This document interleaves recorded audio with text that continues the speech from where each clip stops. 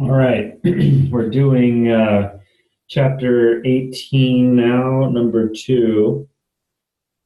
The University of Sussex constantly seeks to employ the best people possible as lecturers. They wanted to revise the teaching of statistics for scientific experiments questionnaire, which is based on Bland's theory that says that good research methods lecturers should have one, a profound love of statistics, 2, an enthusiasm for experimental design, 3, a love of teaching, and 4, a complete absence of normal interpersonal skills.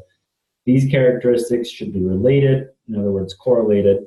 The university revised this questionnaire to become the Teaching of Statistics for Scientific Experiments Revised.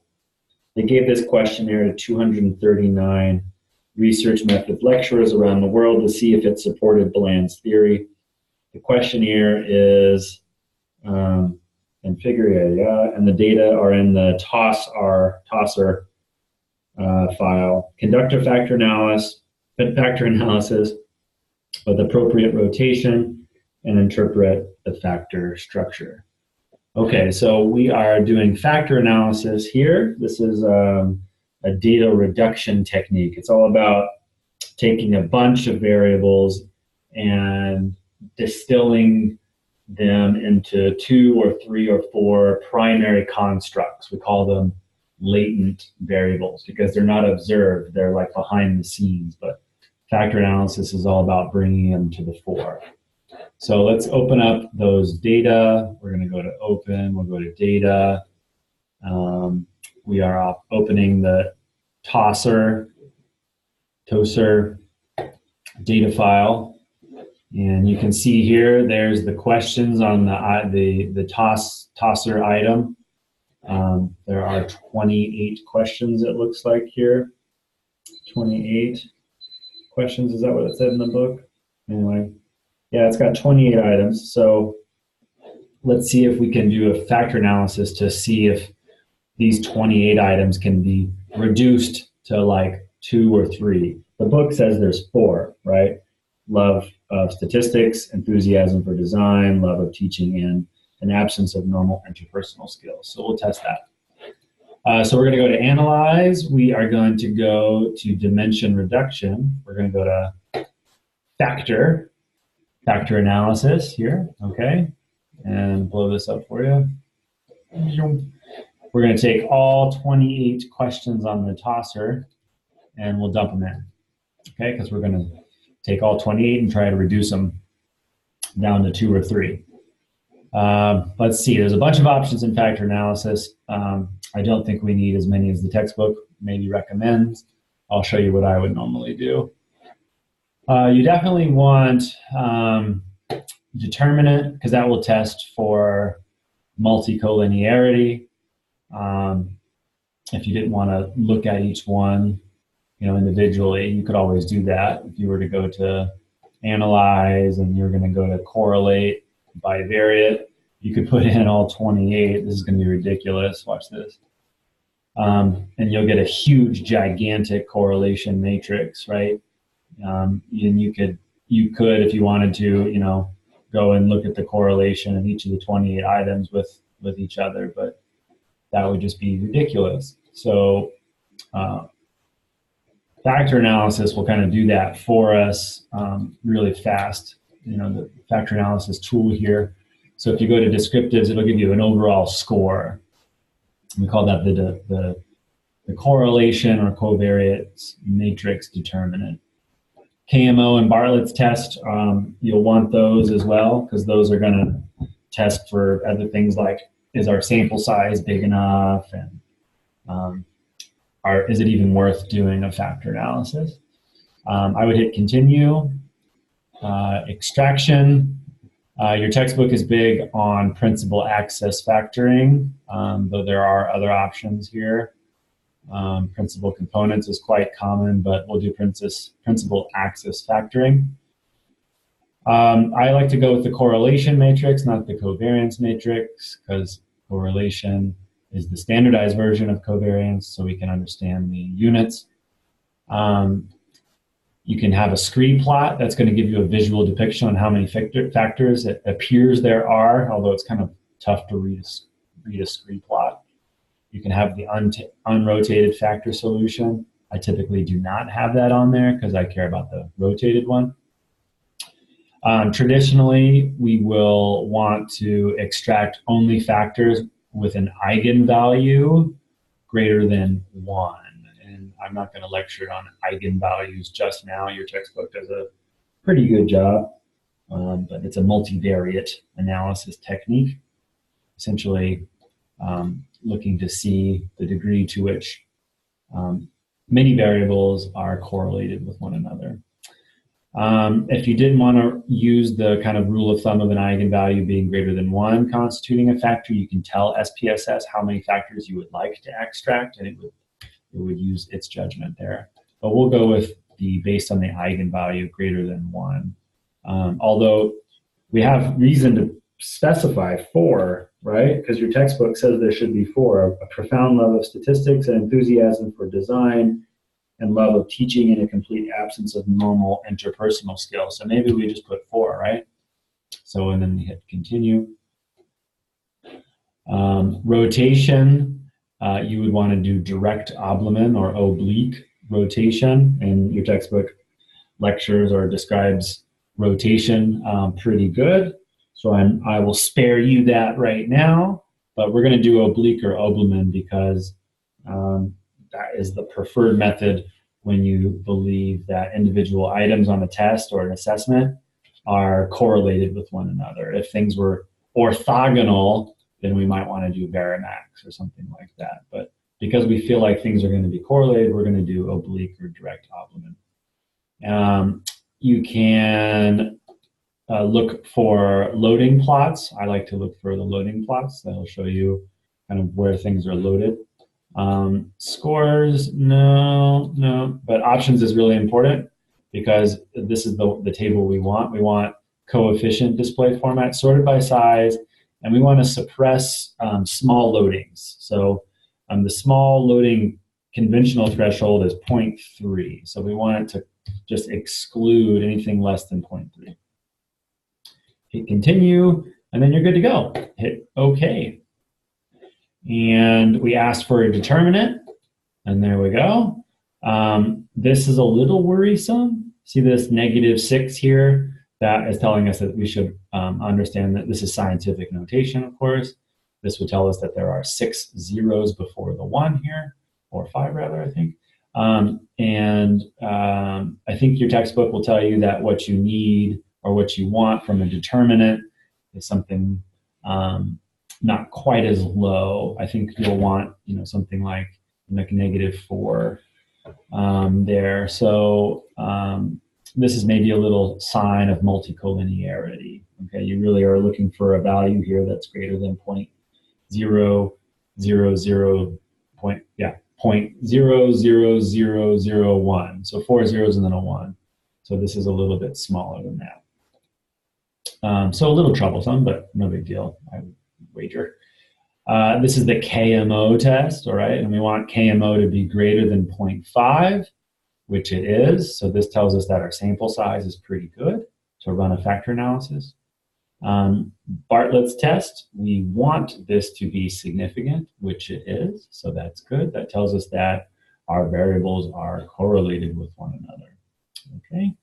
This is the table we really care about right here. This is looking at the eigenvalues. Okay, this is going to tell us how many factors we think there are. So the traditional rule of thumb is that you should retain a factor if it has an eigenvalue greater than 1. So there's some indication here that we should be retaining 5 factors, not indeed 4. The scree plot is just a visual breakdown of this eigenvalue plot. You can see here that the first factor has an eigenvalue of something like 9, right? Yeah, just right at 9. The second factor has an eigenvalue of what looks like 2 or 3. Yeah, here you go, 2.7. And what you're supposed to do when interpreting a scree plot is just really look for kind of these inflection points. And it looks to me like a 4 although it jumps up, from 5 to 4 is a big jump, kind of a slope from, if you look from 6 to 5. See how this is pretty flat, flat, flat, flat, flat, flat, flat, flat, flat, and then kind of does dump from let's see, from 6 to 5. Well, not really though. 5 to 4 is the real inflection. 4 to 3, you can see this is obviously a big inflection. If you're going to be conservative, you might say this is really just, we should just go with 3 factors. You might just want to go with 3 factors. We can try that. This is the factor matrix. It gave us 4 factors because we told it we wanted 4 factors. But this isn't the one I like to read. I like to read the pattern matrix, okay? And this is where we told it to break it down from coefficient size, and we told it to suppress values less than 0.3. So what this is telling us here is how many factors we have, and then the items that load on those factors. So the first factor here has these items on it, and it looks like if we were to read the items that they would have something in common. So first one is thinking about whether to use repeated or independent measures thrills me. I'd rather think about appropriate dependent variables than go to the pub. I quiver with excitement when thinking about. So this first factor seems to be like, I spend, well, there's a little bit of a contradiction here, although look, the loadings are greater, 3.32 versus negative 0.4, so we can ignore that. So this first one looks like real research methods dorks, right? Designing experiments is fun. I like control conditions. So this first factor is kind of like a research method nerd, right? Which actually falls in line with the theory. Remember, the question told us that we should see 4 factors, a profound love of statistics. And so I guess maybe that's what this is showing us right here. The second one, if we look at the loadings, okay, if I had a big gun, I'd shoot all the students I have to teach. And you can see that this is negative. So the people that, this item right here is highly negatively correlated, okay, with whatever factor is going on. Teaching others makes me want to swallow a large bottle of bleach because the pain of my burning esophagus would be light relief in comparison. So again, negative correlation. So you can see here, though, I spend lots of time helping students, positive correlation with the factor. Let's see. This is really kind of a pretty weak factor. Although like this is pretty strong. So it's telling us that like this is really about people who love to teach. Teaching others makes me, so this is like people that love to teach are, strongly negatively correlated with that. Standing in front of 300 people in no way makes me lose control of my bowels. It's negative, negative, negative. I spend lots of time helping students, positive. Okay, so the second factor could be like, liking to teach. And that one's cross-loaded there, and that one's cross-loaded there too. So this is actually kind of concerning to me. So this looks like it's this factor should be liking to teach, but we should then have I like to help students loading on this factor primarily, but it's loading on this 4th factor right here, which I don't know what that might be. So let's keep looking. Here we go. 3rd factor, I often spend my spare time talking to pigeons. Okay, so it looks like that factor of, what was it? Absence of normal interpersonal skill. My cat is my old friend. High loadings here. Okay, so that's what that is. Now, what's this 4th factor? The textbook said it should be a complete absence. No, your textbook says the first factor should be a profound love of statistics. We see evidence of that here. The second one should be an enthusiasm for experimental design. We haven't identified that one yet. So maybe that's what's going, this 4th factor. And yeah, look, it looks like it. I like control conditions. But look, it's primarily loaded on that first one, which we called like stats nerd. Thinking about Bonferroni corrections give me a tingly feeling in my groin. Okay, that is primarily loaded on that first factor as well. So this 4th factor is supposed to be something about like experimental design, but it looks to be conflated with this first factor, which is we called research methods dorkery or stats dorkery. I memorize values for the F distribution. I tend to build myself, where they go? I tend to build myself time machines that I should go back in the 30s and follow Fisher around. Okay, that's weird. I worship at the shrine of Pearson. So that's interesting that it cross-loaded on the teach. I love to teach factor, and it's also on this experimental design one. Yeah, this is, I don't know. I would feel like this is a poor kind of factor design. So I don't know. I would maybe play with this a bit more. You might want to, I don't know, see, you might want to get rid of this fourth factor or maybe add a fifth, because you can see here the scree plot suggested that maybe we might have 5. And in fact, there's 5 with eigenvalues over 1. So if you were to go old school, you would be like, well, I had 5 factors with eigenvalues greater than 1. I'm going to go with 5. But you might, based on the scree plot, see like really the 3 big inflection points. I mean, the 2 big inflection points are from 3 to factor 1.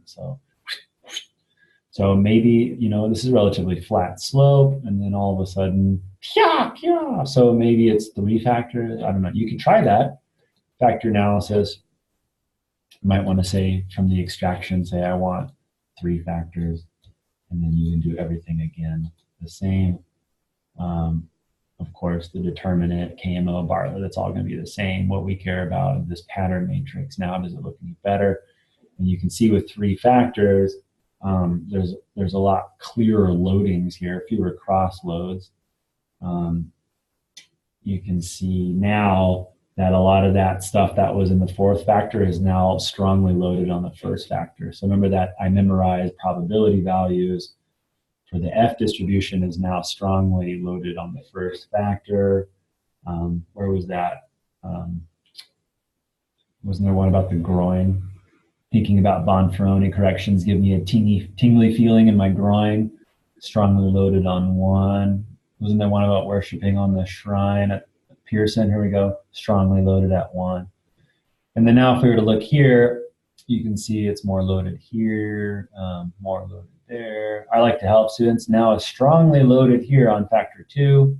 I spend lots of time helping students. Factor 2, I love teaching. So this is clearly I love teaching factor, and those negative loads are still there as well. So people that like teaching have no problem standing in front of others, and people that love teaching wouldn't want to shoot their students.